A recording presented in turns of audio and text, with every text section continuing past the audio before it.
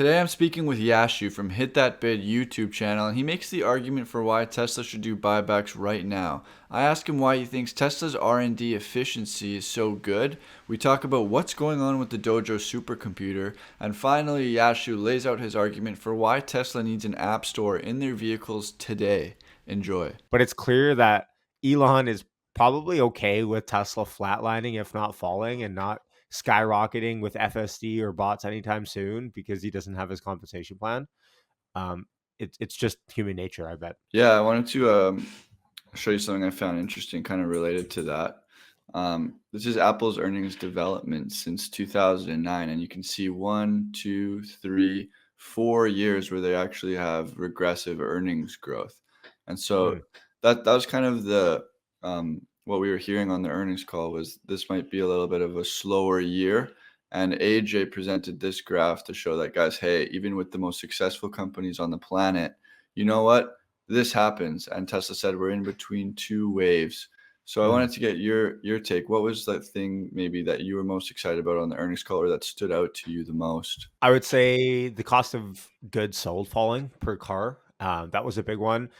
Jeff Lutz was on stream with us during that Power Hour live stream, and he pretty much accurately called it. He's like, watch for cost of goods sold per unit vehicle going down, and I think we were down to like 33,000 or whatever it was. I'm actually quite stoked that it fell as much as it did. Of course, there's cost learnings that Tesla has. There's fixed cost eating that Tesla has to do per unit vehicle as they scale up Berlin and Austin. So that was pretty positive to me. But of course, I mean, earnings per share. I mean, I don't think anyone's getting excited about 70 cents. That Apple chart is interesting, because if you look at straight up valuation, the reason why people value Tesla as much as they do is they go, Tesla is a growth behemoth. They're going to continue to grow. And that means by proxy, they're also going to grow earnings. Now, if Tesla has a point where earnings per share is lower in the fiscal year than it was the year prior, that story seemingly is in jeopardy. And so that Apple chart is actually quite interesting. I didn't realize that. Because the way that you want to value Tesla is not like a classic company, a classic, older company, more mature company with PE ratios. You probably want to do something like price to earnings growth ratios and figure out what's a good valuation for a stock like Tesla. So I think this Apple one is quite interesting. And then I think what Apple has it going for it throughout all of these quarters, though, or all of these fiscal years, that Tesla doesn't, I will point out, are buybacks. I think they started buybacks around 2011, 2012. I'd have to Google it. But every single fiscal year, for most of these years, Apple has been buying back stock. And of course, when you buy back stock, you lower your effective float. And when you lower your effective float, you increase earnings per share just by doing that. So, I wish Tesla would do I some buybacks, but it doesn't seem like that's going to happen. Yeah, I saw Dave Lee talking about this the other day. I don't know if you saw that tweet. He said he's not sure if Tesla should do buybacks right now because they're actually in a pretty expensive race towards AI development. And if we go to this slide right here, this is another tweet from AJ. He's doing really good work. He says, something I wanted to flag in Tesla's Q4 earnings deck is the increase in operating expenses, partly driven by AI and other R&D projects. This is the second item mentioned after the average selling price reduction. Why does this matter? Financial professionals who are properly trained know that the sequence of items matter. The default is to list items by significance. This implies that R&D and AI expenses had the second biggest impact on Tesla's profitability. So why Mhm. would that matter? It matters because it shows that Tesla is pushing even harder than ever before for our AI and other tech. So do you think Mhm. this could be why Tesla is holding back on buybacks? But my other question would be, actually, I'll let you answer that one first. Sure. Maybe, probably, but also I think the sneaky reason is I'm not American, but I have my American business friends tell me Section 174 of the IRS code has changed this year. So R&D expenditure isn't straight up expendable out of your operating income as something that you can just have as a tax write-off full and final. So now I think there's only a percentage that's covered off of it. and only direct research expenses. So this is a big deal for even smaller size companies, like companies that, I talk to, let's say 5 or 10, 15, $20 million valuations or top line revenue. I'd imagine for Tesla, a company in the billions, tens of billions of dollars of expenditure, this is probably another big thing for them that would probably increase their tax bill. So maybe it has to do with the Section 174, and any tax lawyers listening can probably correct me a little bit on that, but that's a big deal. I Okay. think. Yeah. Speaking of R&D, Apple spent 29 billion on R&D, a sum greater than the total amount Tesla has spent on R&D in their history. So, why do you think Tesla is so good at being efficient with their R&D dollars? Hmm. I think R&D for a lot of companies, d like R&D is not the same across companies. I think R&D can be this black hole, and I think for the most part, investors don't really like to see the number for R&D climb up. But you're right. Look, Tesla only spent what it says 4 billion here last, or yeah, 2023 on R&D, which is not a lot considering that Tesla's the most innovative company in the world. Um, Even if this continues to ramp up, and I saw Dave Lee's tweet that you're mentioning about R&D, and they should continue to pile in for AI, and it's a race. I still think Tesla has way more money than they can spend, and they continue to print way more. I don't think Tesla's at a point where they are going to exhaust their capital reserves. I don't think they're at a point, because they're not negative cash flow. They have, they have massive positive free cash flow. Even their capex guidance is what I think 10ish billion for AI and R&D, right? So they have so much money and they continue to print money that I think even signaling to the market, hey, we're going to do a $2 billion, $5 billion buyback this year, small buyback. They're going to print that much money in the next 4 quarters easily that they can, even use this year's money to fund that. I think would go a long way in showing sentiment to Wall Street, showing sentiment to investors that they want to operate this company in a way that's actually quite prudent for, um, investors and not just innovators. If I played devil's advocate and I said, you know what, most of Tesla's money that they make is still from cars, and with a little bit of uncertainty, maybe this year and next with car sales in a cyclical industry, do you think maybe it's not wise to do buybacks right now? If I just presented that case, or are you pretty confident? Well, I think 2023, everyone thought, okay, well, going into 2023, 12 months ago, everyone thought, okay, it's going to be a tough year. I don't know how many cars Tesla's going to sell. Interest rates continue to go up. Um, I don't see interest rates going up further from here, really. I mean, so if anything, they go down. So in that respect, I think demand, if Elon thinks interest rates are just one-to-one correlation to car sales, I mean, if anything, then that should help. Um, Maybe, I mean, Tesla's all, let's just look at Tesla just as a car company. Let's forget about AI. Let's forget about bots. Forget about, all these capital expenditures. Even from an energy and car perspective, Tesla, I think, can print enough money. Like this quarter, I think there was $4.4 billion of free cash flow for Tesla. I think they'll probably do close to that. Let's say they do only, $15 billion of free cash flow this year, and they dedicated $3 to $5 billion to a buyback. Um, I think that would go a long way with investors.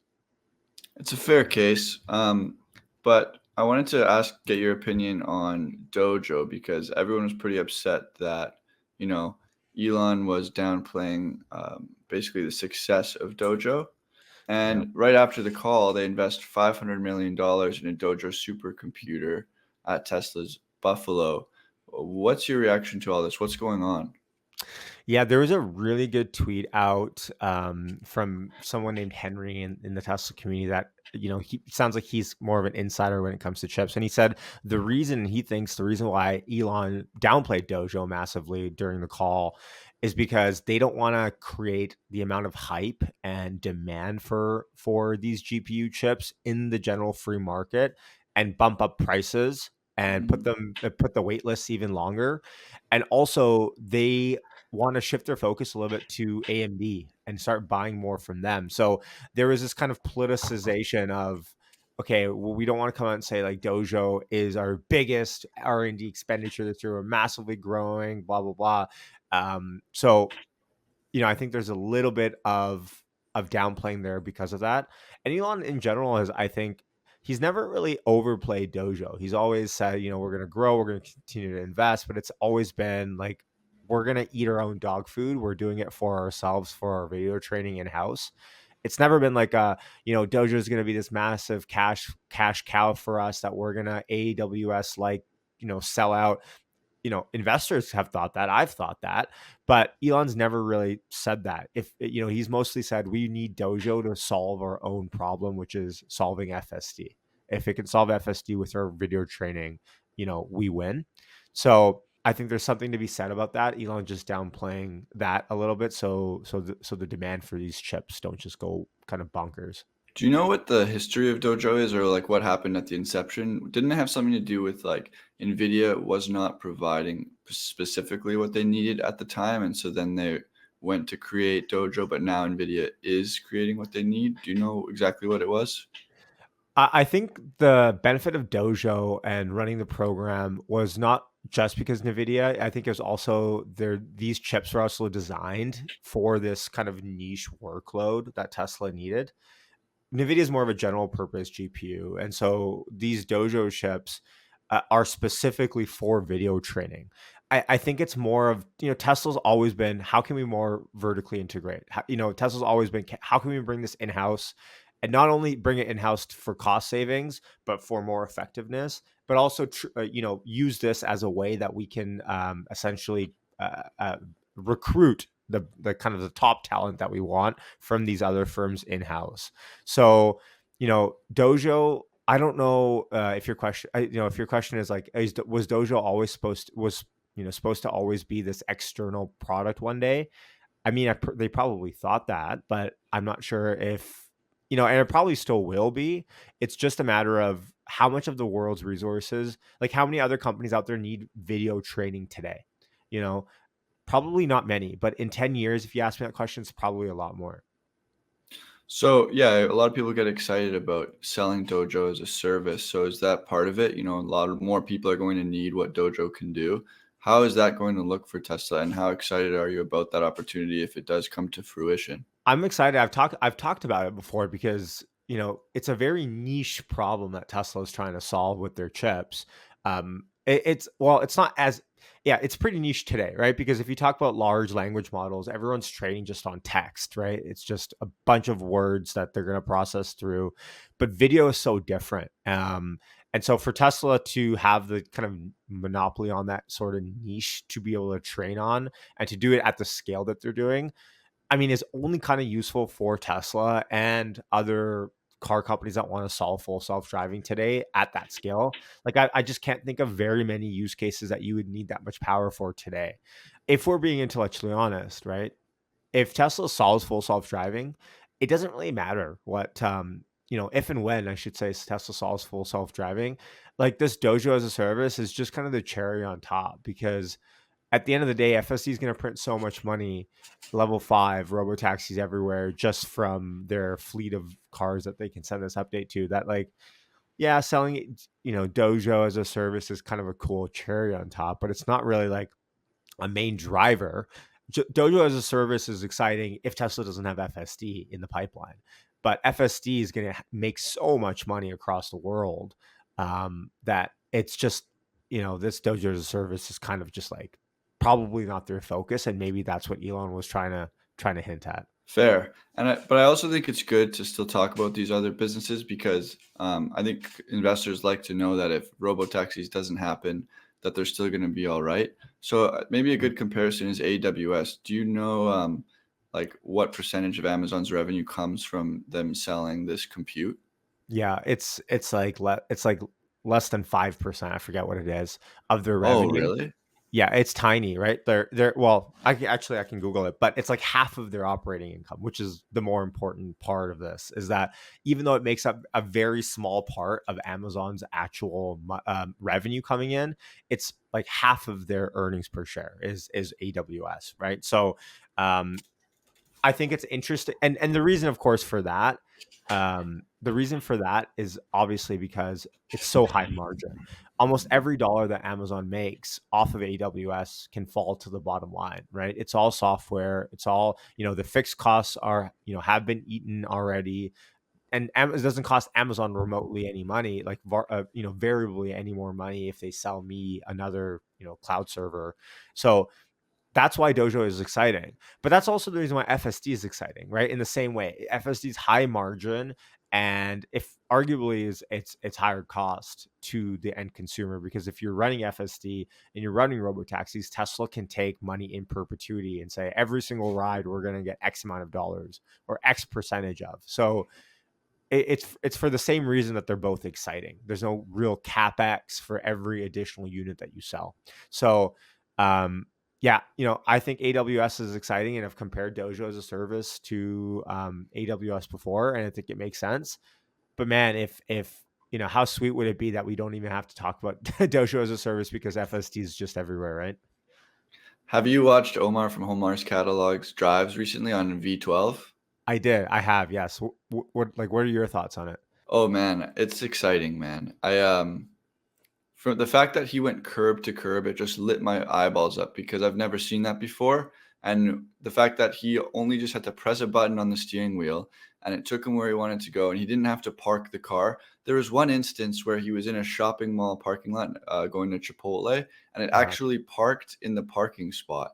Apparently, it might have been a handicap spot, and so some people called Omar handicapped, but but it parked, and so Uh-huh. now it really made me feel like, dude, it's right around the corner.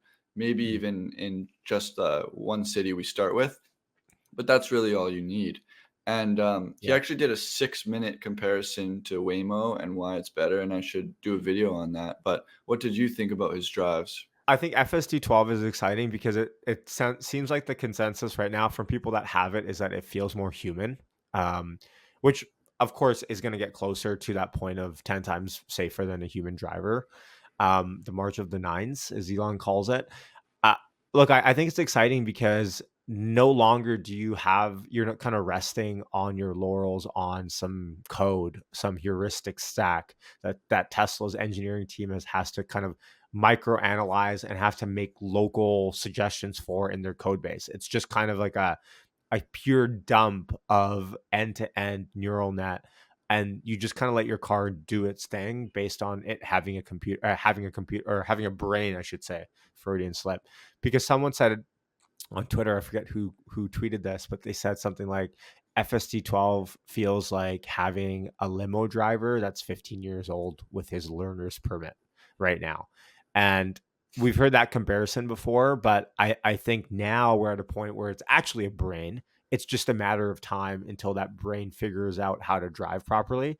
Whereas before it was kind of like a brain, but the brain had a bunch of screws in it being held up because it couldn't stand on its own. And now it's like, okay, it's actually there. The brain just has to mature, aka get enough data being able to process through the neural net to learn to be able to get to that point. So I think the key way we'll know Tesla's close is they announce something like, we're going to be doing a pilot in X city, partnering with X mayor, and we're going to launch 50 Teslas for a robotaxi network, and they're going to measure some sort of pilot case study where, in this is my prediction, I think they're going to do 30 to 50 cars in San Francisco, let's say, or in Miami or something, and they're going to do it for certain hours of the day, and they're going to do it for 30 or 40 days, and they're going to say, look, we've saved consumers this much money in ride sharing costs because ours are driverless. We've prevented this many accidents, we've prevented this many drunk drivers, and they're going to make a pilot case study out of it, package that up, and be able to sell that across municipalities or across state for approval, because I think approval has to come via state. So um, I think the path is there, and I think that's how we know we're close. Because remember, these cars are driverless, so someone has to be managing them, right? Like Tesla has to hire people in that area to be able to navigate these cars in case they need clean or they need charge. Someone has to physically, unless Tesla Bot's coming up, be able to clean up dirt or garbage from the back of your Tesla if it's in the middle of the night and it's doing ride hailing. So I think that's how we'll know we're close. But I really hope they start with their Las Vegas loop soon. Like, there's no drivers needed for that? It's underground, it's a tunnel. Can we just at least do driverless there to begin with it? I don't see why not, and I don't see why we haven't already, to be honest. Yeah, that's a good point. A couple of questions out of that. The first is, do you think that pilot system, do you think they're just going to install software through the existing Tesla app to do the ride hailing service? Um, I think it only makes sense to, because if you look at the charging network that Tesla has for Ford and GM and all these people, I think they're making them download the Tesla app anyways. So I think it makes sense to have the ride hailing, like Tesla, be like the all encompassing app. I think back in the day, Elon talked about they're going to have a new app and it's going to be about ride hailing and blah, blah, blah. But I don't think that's going to be the case anymore. I think they're going to have it all within the app. I actually got a comment on my video yesterday. Someone suggested that they should do it through X once X has its payment system figured out. That way, if they violate the vehicle, you have their information because they paid through X with their identity. What do you think about that? Um, I think the only connection to X that Tesla, the company, has is Elon. So legally speaking, I don't know if there's any connection there. I did also see a comment on one of my videos about, hey, if Elon wants 25% control, what, and there's no way that they can do dual class shares in Delaware anymore post IPO. Why doesn't Tesla just buy XAI or X, eat that up, give Elon all of this, all of this additional stock that he can buy back? And I think people are soon forgetting what happened in the debacle that was with Solar City, and the fact that Tesla bought a company that Mm, his brother had ownership in, and the years long court battles that happened from Tesla investors against Elon and the board on that. I don't think Tesla wants anything to do with buying one of Elon's companies ever again. And I don't think, or Elon's family company ever again. It's not going to happen. As much as I think it makes sense to us as Tesla bulls, like, oh, Elon owns this, Elon owns that. Like, why don't there's a partnership? There might be some sort of partnership, but when you talk about buying a company in, you just open up yourself to so much liability and scrutiny. Like, for example, the price you buy it at. If you buy it at a way inflated price, you're opening yourself up to legal liability from your shareholders to say, you only bought this company at this inflated price because you owned it, or your brother owned it, and so you're trying to benefit from us to be able to buy this company at this cost. It's just a whole litany of problems. I don't think it's going to happen. oh, the mainstream media would have a field day if that happened. That would be just nuts. And it's so Well, funny because you're right. As soon as you said it, I was like, that sounds like a great idea.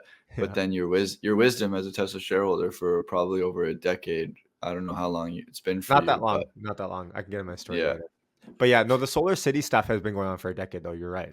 It's been a while. it has been. But it's cool to talk to guys like you. Like I was talking to Farzad yesterday, and you guys both have such a long time standing following the company that you can go back to these scenarios and say, do you guys not remember this? Like this is pretty much exactly the same. Yeah. Um, Well, Farzad worked at Tesla too, so there's that. So yeah, it's pretty fascinating. for everyone that talks about, oh, robo-tax is happening this year, this year, this year, I've been the one to push back. Like Farzad told me on my channel years ago, like FSD by this summer, definitely happening. And then he pushed it to the end of this year, and now we're in 2024. And I was like, look, it's not happening this year, man. It's like I think we're years away. But now that FSD 12 is launched, I'm actually taking the other side of this a little bit more than I have before. I think the part of the reason why Elon is kind of pissed about what's happening with the compensation plan is he probably thinks, like, or knows, or believes in FSD coming to fruition, like, not that far in the future. Because think about it. I mean, if he doesn't have a compensation plan, why would you want a compensation plan after you solve FSD, right? Like, if FSD is solved and robotaxis are alive, man, and then you get a compensation plan, you're like, dude, I've already missed kind of the gravy here, right? Like, you probably won it way before. So I think part of the reason why Elon's kind of ticked off about this court case taking so long, and he's publicly voicing his displeasure with what's happening, is because not only just voting control, and I do believe him on that, but I also think part of it's like, if I'm going to get a compensation plan, man, like, I probably deserve one before we solve this freaking thing that I've spent years trying to solve, right? So that makes me a little bit more bullish on some sort of pilot this year happening for FSD. I know it's, you know, I it's like the boy who cried wolf. Every single year, Elon says FSD this year, right? He hasn't said it this year. This is the first Yeah. year since like 2016 he hasn't said it. I mean, mind you, we're only 1 month into the freaking year, right? But the fact that he hasn't said it this year makes me feel like this might be the year. It's like starting the scale has tilted. It feels now like it's more likely that it's going to happen than it's not. And it's what you said before about the new architecture. I mean, when you were talking about the brain, I tried to come up with an analogy in my head. It's like before on V11, if they wanted to make the amygdala work better, they had to like take a part of your cerebellum and put it on the amygdala. It's like they had to take things from other places. So when they went to improve something, all of a sudden there was a new problem on the next version, but now it feels like they're just taking materials from elsewhere and it's getting bigger and bigger and they're not taking from anywhere else. Because with V12, it's like if you have a problem, you can just show video data similar to that scenario. And now everything is growing in unison and you're not taking away. So it feels like more linear progression. And I know lots of analysts have beat this drum, but now it's starting to feel like it's actually already been solved. Now it's just a matter of time. That's why It's they're about buying as much compute as possible. yeah, and that's a good analogy with the brain. I think it's just a matter of processing data to a point. And Tesla has enough data. It's not even like they don't have enough data. It's just the processing of it takes time. Um, this neural net analogy, though, by the way, like I have been starting to use this a lot more in my daily life. Like, you just think about your brain. It is just one big neural net, meaning whatever you feed it is the way that you're going to perceive and grow your life. So if you this is a total side tangent, but if you continue to feed yourself negative news, all this terrible stuff that the world's ending, guess what? It's going to feel like that to you because that's what your brain, your neural net has been trained on to kind of be. And so Tesla has to navigate this landscape of we have good drivers, we have bad drivers. And the government wants us to fully stop, not just California stop at all these stop signs. How do we process all of this to make it 10 times safer than a human? It takes a lot of work to be able to filter. You can't just you don't want to dump everything and anything into this because you can have bad driver habits also be mimicked if that happens. So, you know, but yeah, you're right. It's just a matter of time, it feels like now. Well, I think we've learned a little bit over the last month. Do you know that project that those college kids did on the robot called Aloha or something, where they had like No, it was no, you te- gotta it fill me was in. it was teleoperated, and there was these robot with these hands like this, and they were using neural nets to train it or something like that. Well, that doesn't make sense because I just said it was teleoperated. But anyways, through that project and also through Figure's coffee demonstration, they said it was 10 hours of training time to Mm, get it to basically put the Keurig into the machine. mm. So for Tesla training, maybe for stopping at a stop sign, maybe that would only take 10 hours of training. Maybe they only have to find 10 hours worth of humans coming to a complete stop at a stop sign. But obviously, there's foliage, there's all sorts of different stop signs and different intersections. So it got me thinking about, how much video do they actually need to train the robot car on one thing, you know? Yeah, I don't think they need much because I think they can weigh certain things more or less, and I think that's what they've done with version 12. The reason why it stops at stop signs fully is because they've taken that data and they put more weight on the people, on the maybe 1% of people that actually fully stop at stop signs. Because someone asked that question, they're like, if this is end-to-end neural net, why is FSD 12 fully stopping at stop signs? Because no one actually fully stops at stop signs. And so someone answered, I think it was James Duma or someone else, and they said that they can take the percentage of people that do fully stop and they can increase the weights on them. So look, that's exciting. I think bot's exciting too for this year. FSD is exciting, of course. There's this general sentiment of like it feels like, oh, Tesla bulls are just kind of running away from the car business. But look, if the interest rates start to come down, the Model Y is already the best selling car in the world by a considerable margin over the Rav4 and the Corolla now. We're at this point now where I think the auto business as well, if interest rates start to come down, Tesla has more cost savings, the margins will continue to go up for them as well. I still await a Tesla app store. I'm quite bullish on a Tesla app store one day. In the same way, like iPhones. You probably don't remember this, Jacob, but iPhones didn't have app stores for a while, and the apps that they did have was just kind of clunky and boring when they first came out. So I think the App Store moment for Tesla is going to be quite important. I've made videos on this where I think eventually people are going to be like, how did you have a Tesla and you didn't have an App Store? It doesn't make any sense, because as soon as you allow the App Store, you allow entrepreneurship to come on the platform. You can have cool stuff like ride sharing, or you can make money. You're driving to Whistler today and you have 4 people that want to be picked up and want to join with you, and they're willing to pay you $50, and it's just additional money for you. Or you have packages being delivered from Amazon. You can connect Amazon to Tesla app, and if your car is parked outside, the Amazon delivery person can get a one-time code to open your front and then close it and deliver your package for you there, or your trunk. You talk about advertising. Maybe there's a way that you can connect advertising on your screen while you're driving for rideshare, and you can make additional money by just having an ad throughout your a Tesla screen. Like the amount of there's a lot of ingenuity that still has to happen with the smart car. Like the Teslas are just smartphones, right? But on the road, the smart section of that, yes, Tesla has light show, Tesla has all these cool features, but when you open up the App Store, I'm quite excited about that eventually happening as well. There's a lot of great ideas in there. That got me thinking, and I was like, maybe you could have an app that basically leverages the compute in your vehicle when you're not using it. So Tesla takes 30% of, what they charge you, and then you get the revenue from them using your compute because they're paying you for it. And then, yeah, that's cool. There's lots of ideas with an app store. I never thought of that it would be of use with just the vehicles, but you laid out like 5 good uses. Well, yeah, Yeah. actually, it's funny. I was talking with Herbert, and he said the same thing about the compute, and he was like, and I'm not sure if you remember this, but in like 2020, when the crypto craze was happening, some people actually hacked, jailbroke their Teslas and started mining some sort of crypto. I think it was Doge, actually, ironically enough, back then before Elon took it on him, and they started like mining Doge or on their cars using their GPUs on their cars. So it's yeah, I mean, something like that, like the possibilities are endless, because as soon as you open up your car to be like, what if you had some sort of app that connected you with other Teslas out there? So if you needed something, or if there was a help button, or if there's a message button, you could talk within each other. Maybe you could have polls or groups. Maybe you could have your friends and you guys could all be like on your phone.